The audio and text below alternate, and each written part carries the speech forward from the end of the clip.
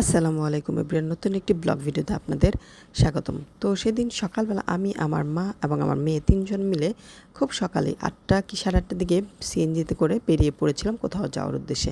তো ওয়েট করছিলাম আমাদের সিএনজি দুলাভাইয়ের জন্য। সবার কিন্তু সিএনজি মামা থেকে, বাট উনি আমাদের সিএনজি দুলাভাই। তো যাই হোক, এই তো রওনা দিয়ে দিলাম। কোথায় যাচ্ছি সেটাও জানবেন। অনেক বছর পর যাচ্ছি, প্রায় ১৫ বছর।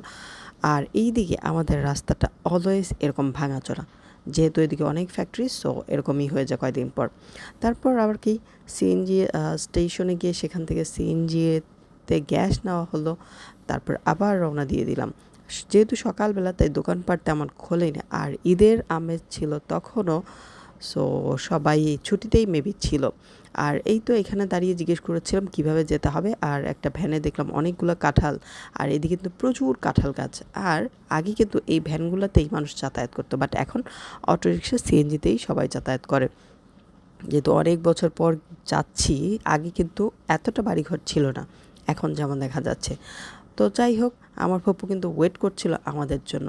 মেয়েরা আসলে এমনই, বাবার বাড়ির কোনো লোক যদি তাদের বাসায় যাবে শোনে, তাহলে তাদের মনটা অস্থির হয়ে থাকে, কখন সে আসবে, কখন সে আসবে। তো যাই হোক, অবশেষে আমরা গেলাম। ফুপু তো দেখে আমাদের দেখে অনেক খুশি। আগের দিন বিকেলে যাওয়ার কথা ছিল, বাট সেদিন একটা কাজে যেতে পারিনি, তারপর দিন সকালবেলা এই জন্য যেতে হয়েছে আমাদের আর কি। তো বিকেলবেলা কিন্তু আমার ট্রেনের জার্নি ছিল ঢাকা থেকে চিটগাঁয়ের। তো বাসায় বসার পরে যে ফুপু এই তালের না, এগুলো কাঁঠালের পিঠা বানিয়েছিল, অনেকটা গুলগুলা টাইপের, সেটা খেলাম, অনেক মজার ছিল। আর এই তো ফুপুর বাড়িঘরটা কিন্তু খুব একটা সাজানো গোছানো বা টিপটপ যেটা বলে ফিটফাট ওরকম না। তো যাই হোক, সেটা তাদের সমস্যা, ফ্যামিলিক্যাল প্রবলেম। তো সেমাইও রান্না করেছিল, সেটাও খেলাম। খেয়ে দিয়ে তারপরে বের হলাম। আমাদের মেইন উদ্দেশ্য যেটা ছিল, এই যে লটকর গাছ। আমি কিন্তু লটকর প্রচুর পছন্দ করি, বাট কখনো এইভাবে গাছে সামনাসামনি চোখের সামনে দেখিনি। তো আমার ফুপুর বাসায় অনেক বছর ধরে এই গাছটা আছে, যাবো করে যাওয়া হয়নি। এইবার উনিও জোর করছে, আর আমিও যে বলছি যে যাবই যাব। সো এই দিন সকালবেলায় এই জন্য আমি, আমার মা আর আমার মেয়ে গেলাম। আর অন্য সময় গেলে হয়তো বা আরও অনেকেই যেত। তারপর আর কি, আমার মেয়েকে কয়েকটা লটকর দিলাম, ও ছিঁড়ে ছিঁড়ে খাচ্ছিল। তারপর আমার কাজিন এসে ওকে গাছে উঠতে বলে, বাট ও ভয় পায়। যেহেতু শহরে থাকে, তো গাছে ওঠা জীবনেও হয়নি, এই ফার্স্ট। তো ভয়ও ছিল ওর মধ্যে, আবার একটু একটু খুশি হচ্ছিল মেবি। তারপর আর কি অনেক সাহস দিয়ে ওপরে বসালো আমার ভাইটা, আমিও ওকে সাহস দিচ্ছিলাম। বসার পর তারপর আবার একটু ইজি হতে সময় লেগেছে। তারপর ওর ভালো লেগেছে, বোঝাই যাচ্ছিল যে এখনও ওর ভালো লাগছে। তো বসে বসে সেখানে লটকর খাচ্ছিল, দেখতে কিন্তু অনেক ভালো লাগছিল আসলে। গ্রামের এই জিনিসগুলোই কিন্তু আমরা ছোটোবেলা অনেক করেছি, বাট এখনকার বাচ্চারা তার কিছুই পায় না। আমরা যতটুকু পেয়েছি তার একানাও পাইনি। তারপর নামিয়ে দিল আমার ভাইটা, সে নিজেই এখন গাছে উঠছিল লটকর পাড়ার জন্য আমাদের জন্য। তো নিচের দিকে যা আছে তার থেকে নাকি ওপরেরগুলো একটু বেশি পাকা আর কি। তো ও ওপরের দিকে যাচ্ছিল। দেখেন, ও কিন্তু গ্রামে থাকে, ও কিন্তু তরতর করে উঠে যাচ্ছিল ওপরের দিকে। আর একটা শহরে থাকা ছেলে আমার মনে হয় না গাছে উঠতে পারবে এইভাবে। হয়তো বা একটু উঠেই হাঁপিয়ে যাবে, আর নয়তো উঠতেই পারবে না। তো কিন্তু অনেকটা উপরে উঠে গিয়েছে, এবং সেখান থেকে দেখে শুনে তারপর আমাদের জন্য লটকর পাচ্ছিল। আর কয়েকটা দিন গেলে লটকরগুলো আরও একদম পেকে হলুদ হয়ে যেত। যেহেতু আমার আর সময় নেই, আমি চিটং চলে আসবো, সো ওই দিনই মানে এই অবস্থায় গেলাম। আমার ফুপু ছিল, এই যে আমার আম্মা ছিল, সবাই লটকর গাছের নিচেই দাঁড়িয়ে দাঁড়িয়ে খাচ্ছিলাম, দেখছিলাম। তারপর আমার ফুপু এদিকে আবার কাঁঠাল নিয়ে আসলো গাছ থেকে, তারপর কচুর লতি নিয়ে আসলো। আর এইদিকে দেখলাম ওনার রান্না, উনি রান্না প্রায় শেষ করেই রেখেছে, আর অল্প একটু রান্না বাকি ছিল। এইটা ছিল একটা শুটকির রেসিপি, মানে শুটকি দিয়ে কাঁঠালের বিচি, তার সাথে খারকর নামের একটা সবজি আছে। সবজি কি বলবো আমি জানি না আসলে কি এটা, এটা অনেকে হয়তো বা চিনবে, অনেকে চিনবে না। আমাদের ওইদিকে এটা খারকন বললেই চিনে। তো এটা এইভাবে রান্না করলে অনেক ভালো লাগে। যেহেতু আমাদের ওইখানে এখন আর গাছ টাছ নেই তেমন, তাই পাওয়া যায় না, কিন্তু আগে প্রচুর ছিল, আমরা তখন খেতাম। তো এখন খাওয়া হয় না, ওনাদের এখানে ছিল, সো উনি এটা রান্না করেছিল আমাদের জন্য। আর এইদিকে আমার ফুফাতো ভাইয়ের সাথে ওদের যে সবজি বাগান আছে সেদিকে যাচ্ছিলাম। আর দেখেন, কাঁঠাল গাছে কাঁঠালে ভরপুর। আমাদের গাজীপুর কিন্তু কাঁঠালের জন্য অনেক বিখ্যাত, সব দিকেই প্রচুর কাঁঠাল। আর এই দিকেও অনেক কাঁঠাল গাছ, আর কাঁঠালও ধরে আছে মাশাল্লাহ অনেক। সব গাছ কাঁঠাল গাছই কাঁঠাল। তো এই তো আমার ফুফাতো ভাই ও যাচ্ছিল একটা ঝুড়ি নিয়ে, এইখানে কি গাছ সেটা দেখালো, মরিচ গাছ।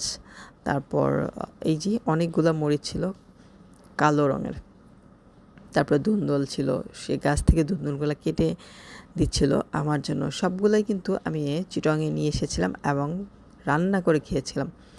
এত ফ্রেশ সবজি খেতে যে এত ভালো লাগে আসলে না খেলে বোঝা যাবে না। কিনে খাওয়া আর এইরকম গাছ থেকে, নিজের গাছ থেকে সারবিহীন সবজিগুলো নিয়ে এসে খাওয়া, সেটা অন্যরকম টেস্ট আর কি। এই জালি কুমড়াটাও নিয়ে এসেছিলাম, সেটাও আমি ভাজি করে খেয়েছিলাম। এইদিকে কলা গাছে কলা ঝুলছিল, তা আমার ফুপু আবার অন্য আরেকটা গাছের কলা আমাদেরকে দিয়ে দিয়েছিল। আর এদিকে আমার ফুপা, উনি কিন্তু অনেক পরিশ্রমী, ছোটোবেলা থেকে এই ফুপুর কাছে শুনেছি। আর ফুপুও অনেক পরিশ্রম। আর এই তো এটা ফুপুতের আরেকটা গাছ, আর আমার ফুপা সেখান থেকে কাঁঠাল পাচ্ছিল আমাদের জন্য। কাঁঠালগুলা মাশাআল্লাহ এত টেস্টি ছিল, মানে অনেক দিন পর মজার একটা কাঁঠাল খেয়েছি। আগে আমাদের বাসায় প্রচুর কাঁঠাল গাছ ছিল, বাট এখন কোনো কাঁঠাল গাছই নেই। এই তো মরিচও ছিঁড়ে দিচ্ছিল আমার ভাইটা। মোটামুটি অনেক কিছু সবজি ছিল, এই যে কলা ছিল 2 ধরনের, সবজি কলাও ছিল, আবার চম্পা কলাও ছিল, আবার কাঁকরোল ছিল, কাঁঠাল ছিল, তো আবার ছিল কচুও, সেটা পরে কাটা হয়। এই যে রান্নাটা হয়ে গেছে। এই খাবারটা কিন্তু অনেক ভালো লেগেছে আমার কাছে।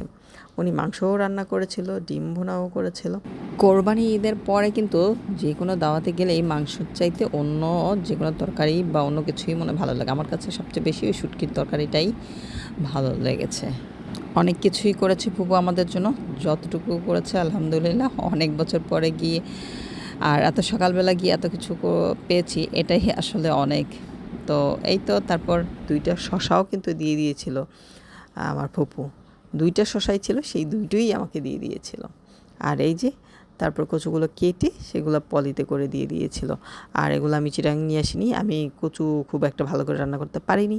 আমার আম্মা রান্না করেছে, সেইগুলো বাসায় রেখে দিয়েছিল, সেই রান্না করে খেয়েছে। আমি কিন্তু কচু লতিগুলো নিয়ে এসেছিলাম, সেগুলো বাসায় নিয়ে এসে রান্না করে খেয়েছি।